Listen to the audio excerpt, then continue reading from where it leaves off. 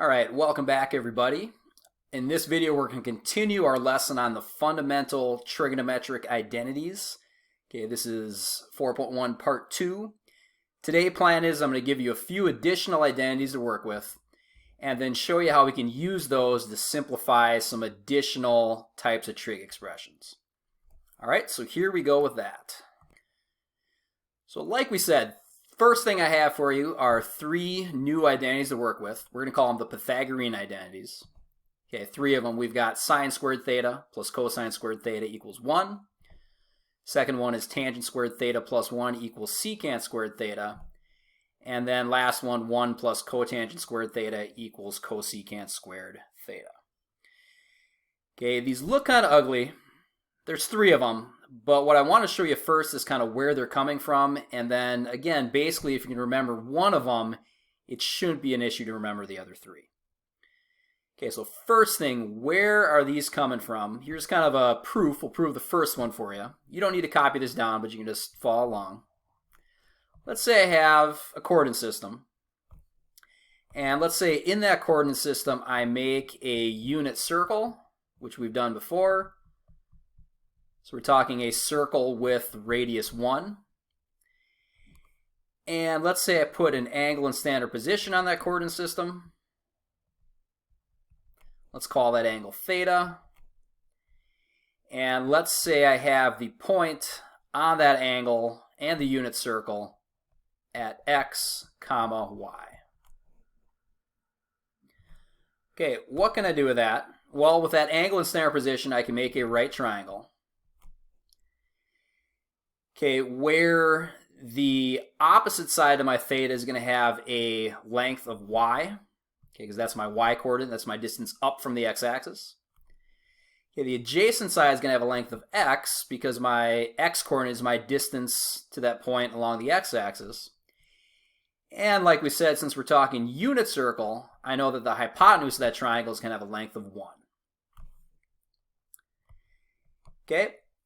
Couple things I know about right triangles. Number one, I know the Pythagorean theorem, which is where these identities get their name from. I know that a squared plus b squared equals c squared. Or in other words, how do I want to do this? Let's say, y squared plus x squared is equal to 1 squared or 1. Okay, what else do I know? I know that the sine of my angle theta will be equal to the opposite y over the hypotenuse 1. In other words, just y. I also know that the cosine of theta is equal to the adjacent over hypotenuse, so x over 1, in other words, just x. So what I can do here is instead of saying y in this equation, I can substitute in the sine theta. So I can rewrite this as sine squared theta. All right, plus instead of x, we know that x is equal to cosine theta. So we can say cosine squared theta. And that's just equal to 1. That's where my first Pythagorean identity is coming from. Okay, now if I want to come up with these other two, what I can do is start off with this same equation here. And if I divide the whole thing by, let's say, cosine squared,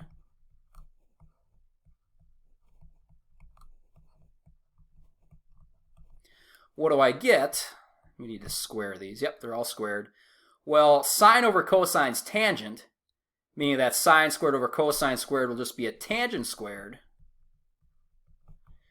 Okay, plus cosine squared over cosine squared is just a 1, so in other words, plus 1 is equal to 1 over cosine is secant, so 1 over cosine squared will be a secant squared. Okay, and there's my second identity, okay, based on dividing the first identity by cosine squareds in all three parts. I'd get the third identity by taking my original Pythagorean identity and dividing everything by sine squared. We get the same thing. Okay, so really, if you can remember this first one, it's not a big deal to come up with the other two just by dividing. All right, let's go ahead and put these new identities to work for us. Notice I've got my three Pythagorean identities kind of here and handy for me. I don't have the original 8 I gave you. Hopefully after the homework, you're starting to memorize those, you're starting to get those down. And that's what I'd recommend as you go through these. Try to memorize these as you get comfortable with them. Okay, we want to simplify this expression. And I'm going to say this is an example where I'm factoring. Okay, so I'm going to say this is a factoring problem. Why is it a factoring problem? Well, because I can factor. And in a lot of cases, if there's a step you can take, that'll be the step to take. Okay, I can factor because notice both of these terms, I have a sine to the third squared x term and a cosine squared x sine x term. Both of them have a sine in them. So what I can do is I can factor that sine out. I can rewrite this as sine x times the quantity of sine squared x will give me the sine times sine squared. Will give me the sine of the third, okay, plus a cosine squared x, because if I distributed sine times cosine squared would give me that cosine squared sine. Okay, so I have it factored, and anytime you see stuff squared added together, you want to think about using your Pythagorean identities. Okay, notice here I have a sine squared plus a cosine squared. We know that's just equal to 1. So what I can do here is I can just rewrite this as sine of x times 1. In other words, just sine x. Okay, so we just showed that this big ugly expression here is simply equal to a sine x, and this is actually the one that we graphed at the beginning of this lesson to kind of show you how identities are handy. Okay, we just proved that one for you here. Part B is the same idea. Why don't you take a minute, pause the video, okay, try to work through Part B by factoring and applying Pythagorean identities, and then hit play to check your answer or to kind of get some help with it.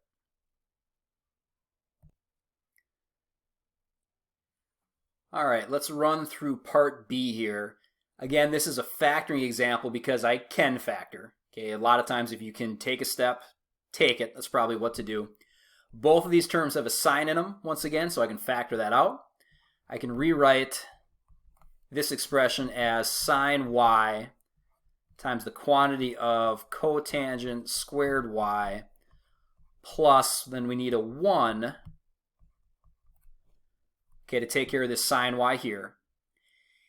And anytime you factor, you can basically distribute back through just to make sure things are okay. Sine y times cotangent squared y will give me the cotangent squared y sine y. And sine y times 1 will give me the sine y. Okay, what do we have for this one? Well, again, if you have stuff squared added together, especially with 1s, look for your Pythagorean identities. Here I have cotangent squared y plus 1, and I know that right here cotangent squared y plus 1 is just equal to a cosecant squared. So I can rewrite this as sine y times cosecant squared y. And that's starting to look a lot simpler right off the bat.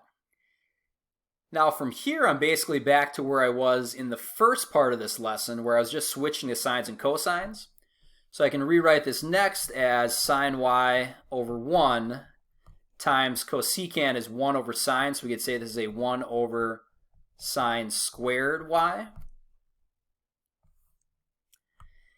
And in doing that, basically I have 1 sine on top, 2 on the bottom. The sine on top will cancel with one of the sines on the bottom, leaving me with a 1 over sine y, which in other words we could call just a cosecant y.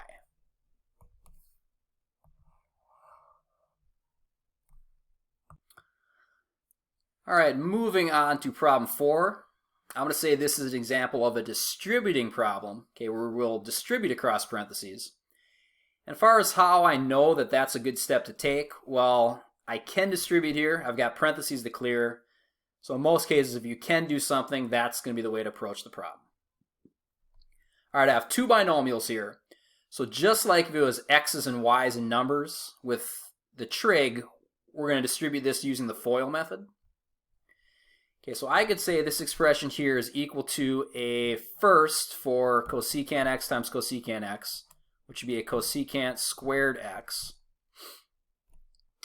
All right, then for the outer, we have a cosecant x times negative cotangent x. We'll just say that's a negative cosecant x times cotangent x. Okay, inner, we've got a cotangent x times a cosecant x. I'm going to say that's just a positive cosecant x times cotangent x. And then for the last part, we've got a cotangent x times a negative cotangent x. We'll call that a negative cotangent squared x. Okay, so distribute things out or FOIL things out, just like you've done with algebraic expressions before. Starting to look more ugly than simplified, but let's take a look at what we've got here. I have a negative cosecant cotangent and a positive cosecant cotangent. Those are going to cancel. So what I'm left with then is a cosecant squared x minus a cotangent squared x. And the question is, what do I do from here? Well, like I said, when you have stuff squared, added, or subtracted, especially if there's ones, look for your Pythagorean identities. And I don't have any of the normal ones here, but notice I have a cosecant squared and a cotangent squared, which is kind of what's in this third identity. And if I use a little scratch work with this one, and I subtracted cotangent squared, we'll say theta, from both sides here, that's going to cancel the cotangent squareds out on the left, leaving me with a 1. And we could say 1 equals cosecant squared theta minus cotangent squared theta. That's what I have right here. So we just showed is that this expression is just equal to a 1. So once again, I have an ugly trig expression that reduces down to just a 1 when it's all said and done. Okay, notice we did a trick with our Pythagorean identities. I gave you 3 of them to memorize, but really by rearranging them, there's a bunch of different identities we can come up with that we don't want to memorize. Like I showed you here, just a little scratch work will kind of work to what you end up with in the equation. Again, that's part A with some distributing. Why don't you give part B a shot, pause the video, see what you can do with it, and then hit play to either check your answer or get some help with it. All right, let's go ahead and work through this one. Again, distributing because I can distribute across my numerator. Okay, by multiplying the cosine times the secant and the cosine.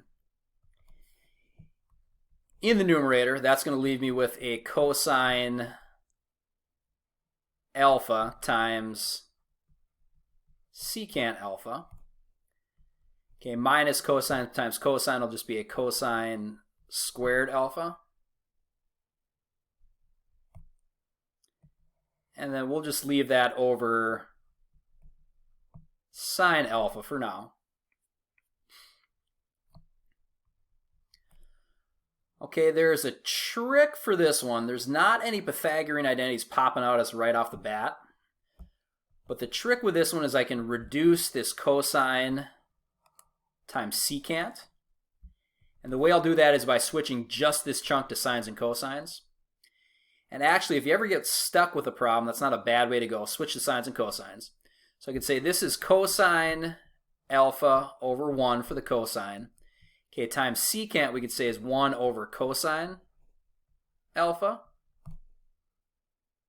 And that's still minus the cosine squared alpha over the sine alpha. Okay, and the whole trick for this part is recognizing that here, since there's a cosine on top and bottom, I can cancel this chunk out and turn it into just a 1. So I can rewrite this as a 1 minus cosine squared alpha over sine alpha. All right, from here, Pythagorean identities should be popping out at you when you have stuff plus or minus squared. Okay, think Pythagorean identities. And on the numerator, this looks like a variation of my first identity. If I take this identity and subtract cosine squared alpha from both sides of the equation, what I'm left with then is a sine squared alpha, or theta in this case, is equal to 1 minus cosine squared theta, which is what I have here. So we just showed that 1 minus cosine squared is just the sine squared. So we're left with here then is a sine squared alpha over sine alpha, which we can reduce down to just a sine alpha.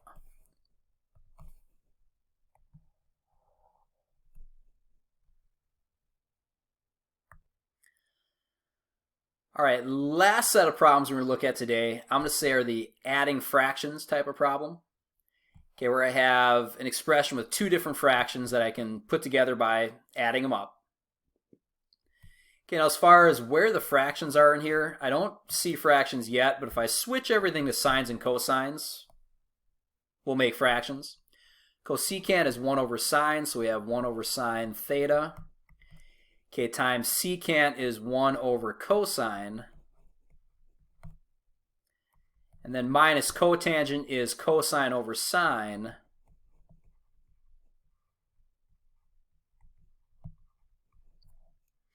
All right, and there's the fractions we're going to put together. Anytime we add fractions, we need a common denominator. Now my first fraction has both a sine and a cosine in it. The second term only has a sine, so what I need to do is I need to multiply the top and bottom by a cosine.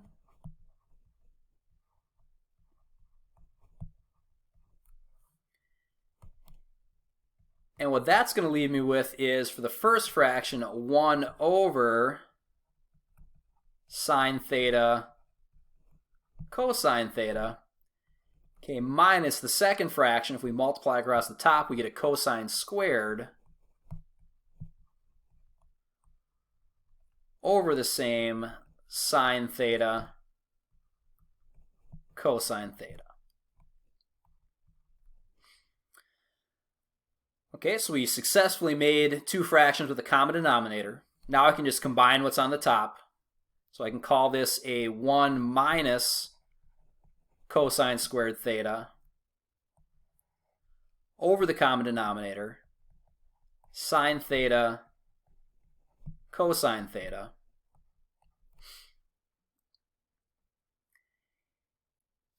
And then from there, I'm basically back to where I was in my last example.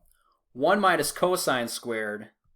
By rearranging my first Pythagorean identity, I end up with a sine squared is equal to 1 minus cosine squared. So same thing we did a minute ago. So I can rewrite this then as a sine squared theta, all right, over sine theta cosine theta. And once again, sines on top and bottom will cancel out. So what I'm left with then is a single sine on top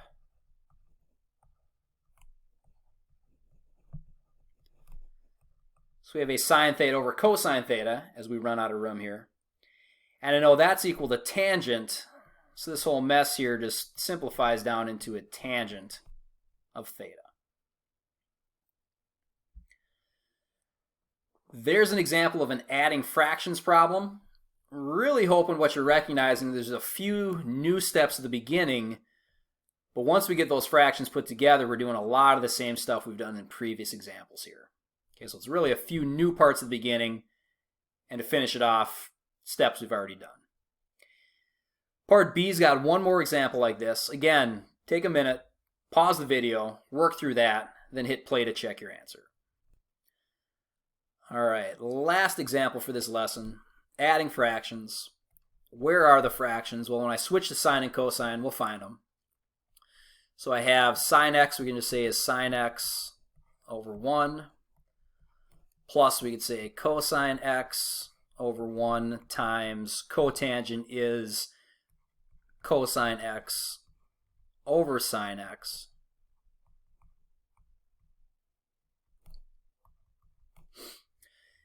Okay, as far as a common denominator goes, my first fraction just has a 1. Second fraction has a sign. So to add these together, I need to multiply my first fraction this time by sine x over sine x. So that's going to give me a sine squared x over sine x plus a cosine times cosine is cosine squared x over sine x. Okay, which we can combine. Numerator, we have a sine squared x plus cosine squared x all over sine x. Okay, now sine squared plus cosine squared, that's just my first Pythagorean identity. That's just the 1. So we get a 1 over sine x, which is just equal to a cosecant x.